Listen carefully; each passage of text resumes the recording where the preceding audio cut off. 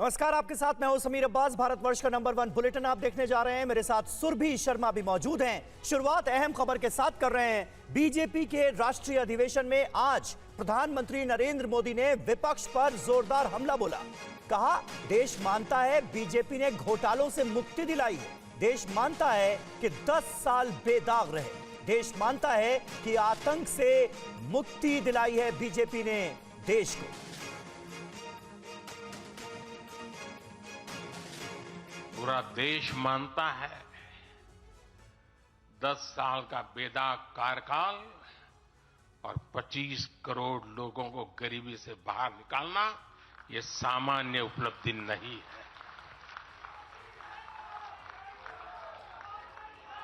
पूरा देश मानता है हमने देश को महाघोटालों और आतंकी हमलों के खौफ से मुक्ति दिलाई है। पूरा देश मानता है हमने गरीब और मिडिल क्लास का जीवन बेहतर करने का प्रयास किया है। हम राजनीति के लिए नहीं, राष्ट्र नीति के लिए निकले हैं। हम तो छत्रपति शिवाजी महाराज को मानने वाले लोग हैं। और बीजेपी अधिवेशन में बोले प्रधानमंत्री नरेंद्र मोदी, कहा दुनिया जानती है आएगा तो मोदी ही। जुलाई अगस्त तक मुझे विदेश दौरे से न्योता मिला।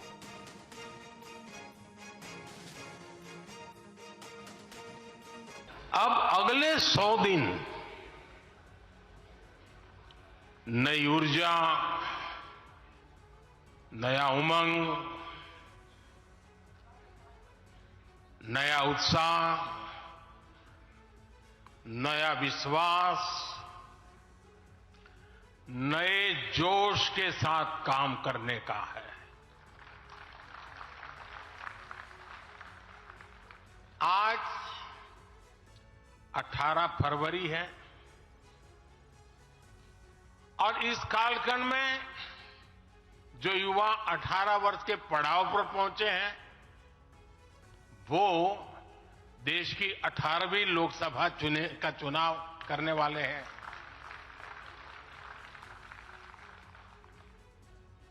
अगले 100 दिन हम सबको जुट जाना है। और राष्ट्रीय अधिवेशन में प्रधानमंत्री मोदी ने कहा कि पिछले 10 साल में सरकार ने साहसिक फैसले लिए, जिसमें अयोध्या में मंदिर बनाना और अनुच्छेद 370 हटाना भी शामिल। अयोध्या में भव्य राम मंदिर का निर्माण करके हमने 5 सदियों का इंतजार खत्म किया है। गुजरात के पावागढ़ में 500 साल बाद धर्म ध्वजा फहराई गई है। 7 दशक बाद हमने करतारपुर साहिब राहदारी खोली है। 7 दशक के इंतजार बाद देश को आर्टिकल 370 से मुक्ति मिली है। लगभग 6 दशक बाद राजपथ कर्तव्य पथ के नए स्वरूप में सामने आया है। 4 दशक बाद आखिरकार 1 रैंक 1 पेंशन की मांग पूरी हुई है। 3 दशक बाद आखिरकार देश को नई राष्ट्रीय शिक्षा नीति मिली है। 3 दशक बाद आखिरकार लोकसभा और विधानसभा में महिलाओं को आरक्षण मिला है। 3 तलाक की बुराई के लिए विरुद्ध कड़ा कानून बनाने का साहस भी हमने दिखाया है। दशकों से नए संसद भवन की जरूरत महसूस हो रही थी, उसे हमने ही पूरा किया। पीएम मोदी ने अधिवेशन में कहा 2047 तक विकसित भारत का संकल्प है। किसी ने विकसित भारत का वादा नहीं किया। हमारा वादा है विकसित भारत का। सिर्फ बीजेपी ने ही विकसित भारत का सपना देखा।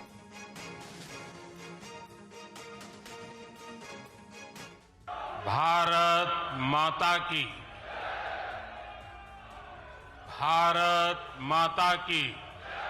पीएम मोदी ने बीजेपी के राष्ट्रीय अधिवेशन में 2024 के चुनाव की रूपरेखा ही नहीं रखी, बल्कि 2024 के बाद अगले 5 साल के दौरान 2047 का रोड मैप गढ़ने की बात कही। पीएम मोदी ने कहा कि विकसित भारत का भविष्य भाग्य के भरोसे नहीं होगा। पार्टी के प्रस्ताव में विकसित भारत की झलक दिखी, जिसमें एनडीए को 400 सीट दिलाने का लक्ष्य रखा गया। नारी गरिमा और नारी सम्मान सर्वोपरि रखा। 3 करोड़ महिलाओं को लखपति बनाया। आने वाले समय में महिला हित में काम। मिशन शक्ति से देश में नारी शक्ति की सुरक्षा, सशक्तिकरण का संपूर्ण इकोसिस्टम बनेगा। 15,000 महिला एसएचजी को ड्रोन मिलेंगे। 2029 में भारत में यूथ ओलंपिक की तैयारी। 2036 में ओलंपिक में मेजबानी की तैयारी। किसान की विकसित भारत के निर्माण की शक्ति। हम मिशन मोड पर भारत को 2047 तक देश जब आजादी के 100 साल मनाएगा, हम भारत को विकसित देश बनाने के लिए काम कर रहे हैं। और प्रधानमंत्री नरेंद्र मोदी ने कहा कि दुनिया भी मानती है कि अगली बार भी आएगा तो मोदी ही। तीसरे टर्म में हिंदुस्तान तीसरी बड़ी इकॉनमी बनेगा दुनिया की, एक बार फिर दोहराया पीएम मोदी ने। अभी तो चुनाव बाकी है, लेकिन मेरे पास जुलाई, अगस्त, सितंबर के डेट पड़े हुए निमंत्रण दे करके। इसका अर्थ क्या है? इसका अर्थ है कि दुनिया के विभिन्न देश भी बीजेपी की सरकार की वापसी को लेकर पूरी तरह आश्वस्त है। वो भी जानते हैं, दुनिया का हर देश जानता है, दुनिया की हर शक्ति जानती है, आएगा तो हम मिशन मोड पर भारत को 2047 तक देश जब आजादी के 100 साल मनाएगा, हम भारत को विकसित देश बनाने के लिए काम कर रहे हैं। हमने तीसरे टर्म में भारत को दुनिया की तीसरी बड़ी आर्थिक ताकत बनाने का संकल्प लिया है, और ये मोदी की गारंटी है। और अधिवेशन में गृह मंत्री अमित शाह ने परिवारवाद पर निशाना साधा। कई नेताओं के नाम भी गिनाए। सोनिया जी का लक्ष्य राहुल जी को पीएम बनाना, पवार साहब का लक्ष्य बेटी को सीएम बनाना, ममता दीदी का लक्ष्य भतीजे को सीएम बनाना, स्टालिन का लक्ष्य अपने बेटे को सीएम बनाना, लालू प्रसाद जी का लक्ष्य अपने बेटे को सीएम बनाना, उद्धव ठाकरे का लक्ष्य अपने बेटे को सीएम बनाना, और मुलायम सिंह जी बेटे को बनाकर ही गए। अब मुझे एक बात बताइए कार्यकर्ता भाइयों बहनों, जिनका लक्ष्य ही अपने बेटे बेटी भतीजों का कल्याण हो, वो गरीब का कल्याण कर सकता है क्या? कभी नहीं कर सकता। जिनका लक्ष्य ही अपने परिवार के लिए सत्ता हथियाना हो, वो देश का कल्याण कर सकता है क्या? कभी नहीं। और बीजेपी के राष्ट्रीय अधिवेशन में गृह मंत्री अमित शाह ने कहा कि इंडी गठबंधन भ्रष्टाचार का पोषक है और एनडीए गठबंधन राष्ट्र प्रथम की नीति पर चलने वाला गठबंधन है। मोदी जी को तीसरी बार प्रधानमंत्री देश की जनता बनाए, हमारा अर्थतंत्र भी तीसरे नंबर पर आ जाएगा। ये संदेश लेकर हमने जाना है। गृह मंत्री अमित शाह ने 2047 का भारत का संकल्प दोहराया और कहा कि पीएम मोदी के विकसित भारत के संकल्प को लेकर आगे बढ़ रहे हैं और पीएम मोदी के नेतृत्व में तीसरी बार मोदी सरकार बनने और दुनिया की तीसरी अर्थव्यवस्था बनाने से कोई रोक नहीं सकता है। अमित शाह ने कांग्रेस और विपक्षी दलों पर परिवारवाद को लेकर निशाना साधा। इंडी गठबंधन एक घमंडिया गठबंधन भ्रष्टाचार, परिवारवाद और तुष्टीकरण की राजनीति का पोषक, और भाजपा और एनडीए का गठबंधन राष्ट्र प्रथम के सिद्धांत पर चलने वाला गठबंधन है। उन्होंने आतंकवाद, नक्सलवाद और उग्रवाद से मुक्त भारत का संकल्प भी दोहराया। मैं देश की जनता को कहना चाहता हूं, मोदी 3 में ये देश पूर्णतया आतंकवाद, उग्रवाद और नक्सलवाद से मुक्त होकर शांत और समृद्ध भारत बनने की दिशा में आगे बढ़े। और ईडी को लेकर अरविंद केजरीवाल ने बीजेपी पर हमला बोला है। ईडी और पीएमएलए को खत्म कर दो, बीजेपी खाली हो जाएगी, ये कहा है दिल्ली के मुख्यमंत्री ने। सब बीजेपी में क्यों जा रहे हैं, ये सवाल पूछा है अरविंद केजरीवाल। अगर आज ईडी को बंद कर दें और पीएमएलए को खत्म कर दें तो शायद आधी बीजेपी छोड़ के दूर चली जाएगी, क्योंकि आधे नेता बीजेपी छोड़ के चले जाएंगे। केवल एक ही एजेंसी है जो ये जो सारा बीजेपी की तरफ जा रहे हैं लोग, उसका कारण केवल पीएमएलए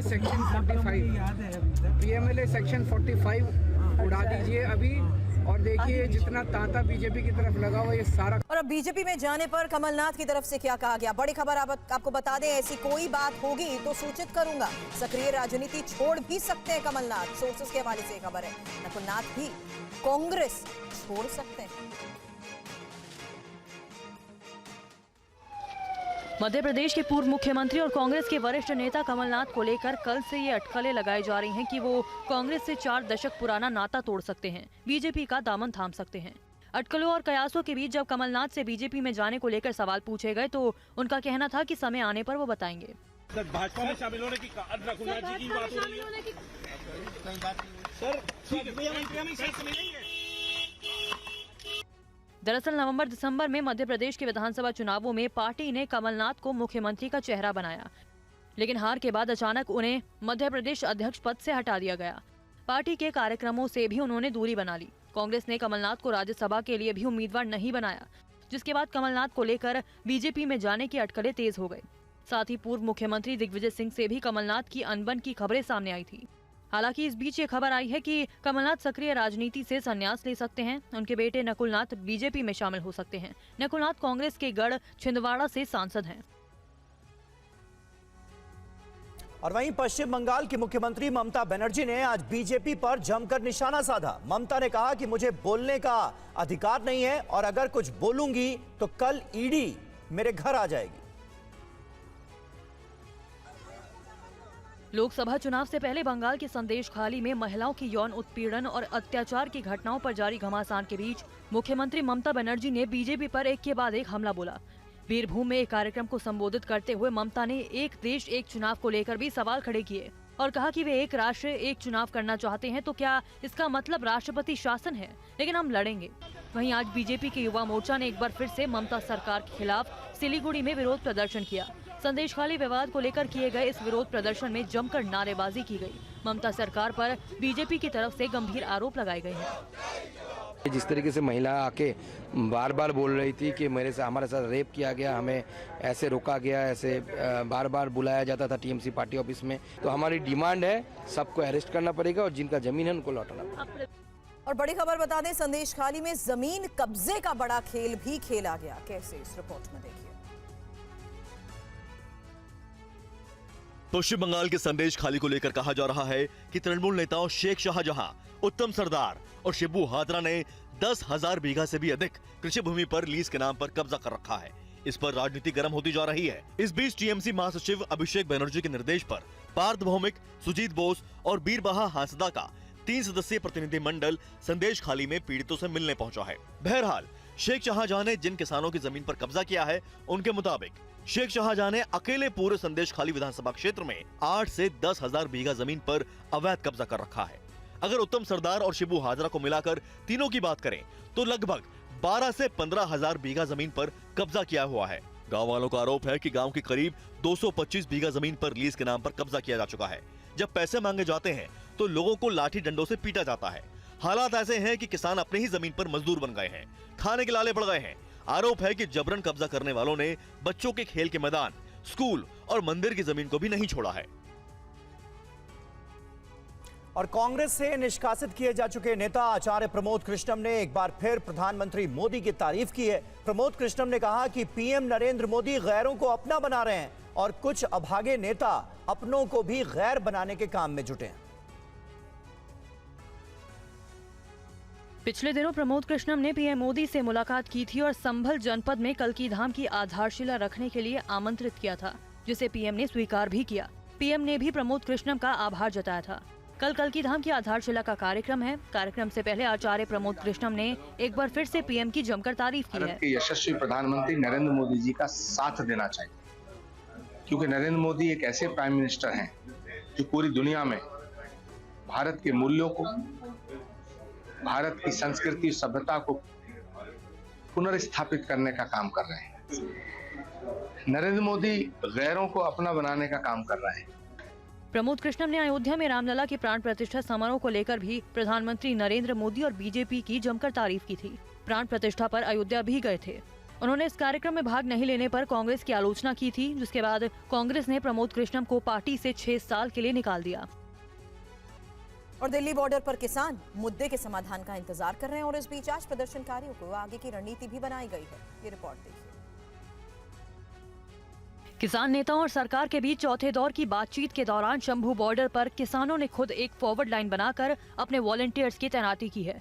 प्रदर्शन के दौरान बाहरी लोग न आए जाएं, सरकार इन पर किसी तरह का आरोप न लगाए, उससे बचने के लिए किसान एक ही गतिविधि पर नजर रख रहे हैं। जसवीर जी, टास्क फोर्स का मकसद क्या है? टास्क फोर्स हमारी सिक्योरिटी होती है, हमारी हर आगे की बात को ध्यान रखना, आगे जो हरकत हो रही है उसका ध्यान रखना, हमारे बीच में कौन घुस रहा है, कैसे हमारे को बातें कर रहा है, मीठी मीठी बातें करता है लेकिन पेट कुछ और लेता है। तो इसलिए हमारा जो वॉलंटियर है, हमारे ऐसे जवान हैं ना जो जितने, वो हमने सारे एक टीम बनाकर लगाए हुए हैं। दिन रात 24 घंटे वो अपनी ड्यूटी कर रहे हैं। तो उसमें वो क्या क्या है उनको बता रखा हमने। एक तो हम इधर खड़े हैं कि हमारी जो सीमा जो हमने तय कर रखा है, इस ये जो तार है सीमा है, ये तार ये हमारी सीमा है, इससे हमने आगे नहीं जाना। हमने इधर पूरा जमावड़ा बना हुआ है, ऊपर से सरकार बार बार मीटिंगें दे रही है, उनसे बातचीत हो रही है। तो आज शाम को फिर दोबारा एक मीटिंग है 7 बजे। उस मीटिंग में क्या निकलता है क्या नहीं, वो तो फिर आगे की बात है। और झारखंड कांग्रेस के नाराज विधायकों की पार्टी अध्यक्ष मल्लिकार्जुन खड़गे से अभी तक मुलाकात नहीं हो पाई है, लेकिन सूबे के सीएम चंपई सोरेन ने उनसे मिलकर बातचीत की है। झारखंड में मंत्रिमंडल विस्तार के बाद नई चंपई सोरेन सरकार मुश्किल में फंसती नजर आ रही है। मंत्रिमंडल विस्तार के बाद मंत्री पद न मिलने से कई कांग्रेस विधायक नाराज बताए जा रहे हैं। इस बीच मुख्यमंत्री चंपई सोरेन ने कांग्रेस अध्यक्ष खड़गे से मुलाकात की। उनका बयान सामने आया है। खड़गे साहब से हमारा शिष्टाचार भेंट हुआ कि सरकार गठन करने के बाद पहला दिन हम दिल्ली भी आए हैं और हमारा शिष्टाचार भेंट है, और बाकी बात हम लोग का बाद में होगा। विधायकों की नाराजगी पर झारखंड कांग्रेस के नेता अब सफाई दे रहे हैं। उनके कुछ जेन्युइन इश्यूज थे, कुछ उनके अपने क्षेत्र को लेकर कुछ मसले थे और कुछ अपने विद इन पार्टी के उनके कुछ मामले थे। बाकी सरकार से लेकर उनका कोई नाराजगी नहीं है। तो वो भी शायद रात को दिल्ली पहुंचे हैं और वो मिलेंगे, अपने लीडरशिप से मिलेंगे, जो भी उनके इश्यूज होंगे उनको एड्रेस करेंगे। और लातूर में आज महाराष्ट्र के पूर्व मुख्यमंत्री विलासराव देशमुख की प्रतिमा का अनावरण किया गया। इस कार्यक्रम में कांग्रेस के कई वरिष्ठ नेता मौजूद रहे और इस मौके पर अभिनेता रितेश देशमुख काफी भावुक भी हुए।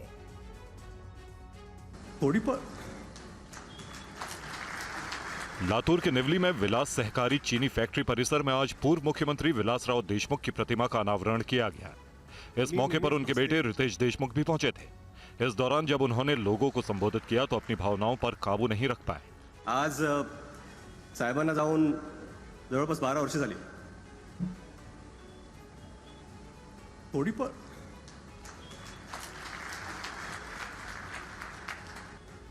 कार्यक्रम को संबोधित करने के दौरान रितेश देशमुख फूट कर रोने लगे। पण ही उणीव अपना पूरा भाषण उन्होंने भारी आवाज में दी।